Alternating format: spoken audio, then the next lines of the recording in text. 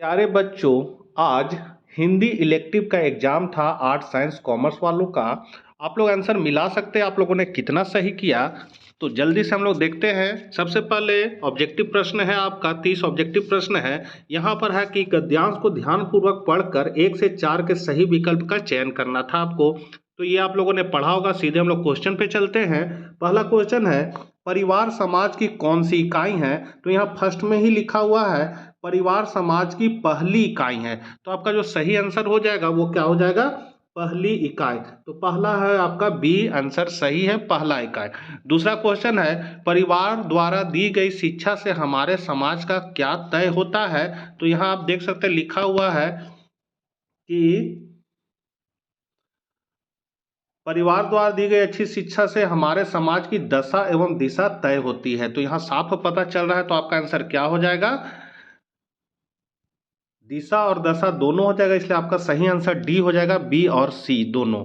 तीसरा क्वेश्चन है, विद्यालय अपने आप में समाज का कौन सा रूप है? तो यहाँ पर कौन सा रूप है? तो यहाँ हो जाएगा छोटा रूप है। तो तीसरा का आपका डी हो जाएगा बच्चों। चौथा क्वेश्चन है, बच्चे बच्चियां अलग अलग कहाँ से आते हैं? तो बच्चे बच्चियां अलग अलग परिवेश से आते हैं, अलग अलग परिवेश से आते हैं, इसलिए चौथा का बी हो जाएगा परिवेश। पांचवा नंबर क्वेश्चन है, निम्नलिखित पद्यांश को पढ़कर 5 से 8 तक के सही विकल्प का चयन करना है। तो इसको आप लोगों ने देख लिया होगा ये कहाँ से लिया गया है। तो पांचवा क्वेश्चन आपका है, किस राह पर चलना कठिन है? तो यहाँ पर है साधना की राह पर चलना कठिन है, पांचवा का ए हो जाएगा। छठा नंबर क्वेश्चन है, लाखों विघ्न किसे रोकेंगे? तो लाखों विघ्न जो है वो साधक को रोकेंगे। तो यहाँ पर आपका छठा का बी हो जाएगा। सातवां नंबर है, आंख झपकने से क्या लूट जाएगा? तो आंख झपकने से आपका जीवन का धन है सो लूट जाएगा। तो सातवां का बी हो जाएगा। आठवां है, अपना चलन किसे देखना है? तो अपना चलन किसे देखना है? तो चलने वाले को अपना चलन को देखना है। तो यहाँ आठवां का ए हो जाएगा। नौवां है, फीचर किस प्रकार की विधा मानी जाती है?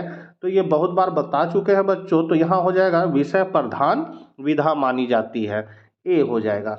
10वां का है आपका, निम्न में से किसके द्वारा रचनात्मकता को बढ़ाया जा सकता है? तो यहाँ पर किसके द्वारा बढ़ाया जा सकता है? तो प्रशिक्षण के द्वारा और शिक्षा के द्वारा। तो इसका आपका आंसर हो जाएगा सी, ए और बी दोनों।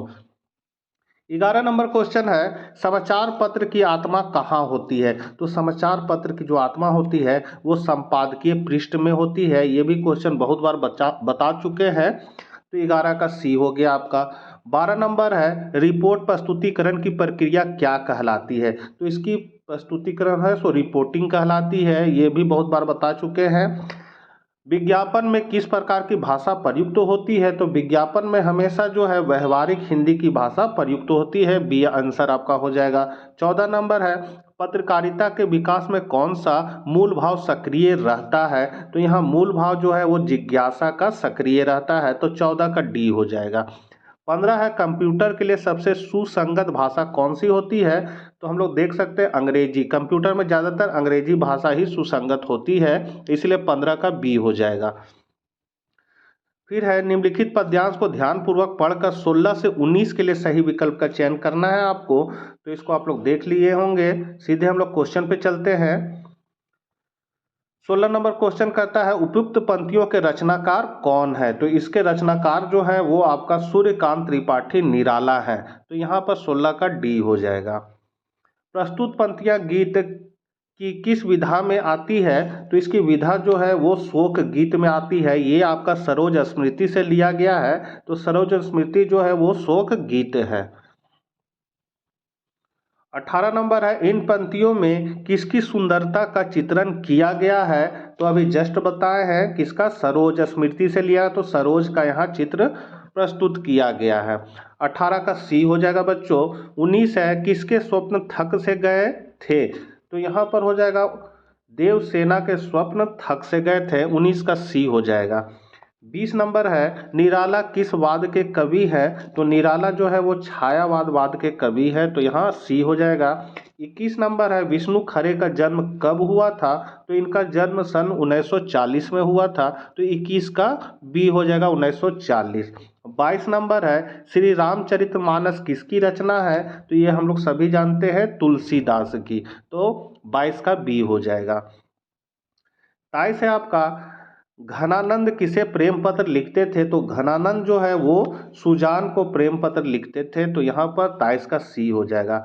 लता प्रतान शब्द का अर्थ क्या है, तो इसका जो अर्थ होता है वो होता है लता का फैलाव, तो यहाँ 24 का बी हो जाएगा। 25 है संबदिया का नाम क्या है, तो संबदिया का नाम हरगोविंद है, यहाँ 25 का डी हो जाएगा। 26 नंबर है फणीश्वर नाथ रेणु किस विचारधारा के लेखक थे, तो ये जो थे वो प्रगतिशील विचारधारा के लेखक थे, 26 का ए हो जाएगा। 27 आपका आरोहण पाठ में कौन सी नदी का जिक्र किया गया है, तो यहाँ पर आपका सूपी नदी का जिक्र किया गया है, 27 का ए हो जाएगा। 28 नंबर है सूरदास की झोपड़ी किस उपन्यास से लिया गया है, तो ये सूरदास की झोपड़ी जो है वो प्रेमचंद की रंगभूमि से लिया गया है, तो यहाँ 28 का सी हो जाएगा रंगभूमि। 29 नंबर है आपका मौन सत्याग्रह का अर्थ क्या है, मौन मतलब होता है चुप रहकर आंदोलन करना, तो यहाँ पर डी आपका आंसर हो जाएगा बिना कुछ कहे आंदोलन करना। और लास्ट क्वेश्चन है बिस्कोर की माटी के लेखक कौन है, तो इसके लेखक जो है विश्वनाथ त्रिपाठी जी है, तो 30 का बी हो जाएगा। तो बच्चों आप लोगों ने कितना स्कोर किया ऑब्जेक्टिव प्रश्न में कमेंट बॉक्स में जरूर बताइएगा। मिलते हैं नेक्स्ट वीडियो के साथ। जय हिंद जय भारत।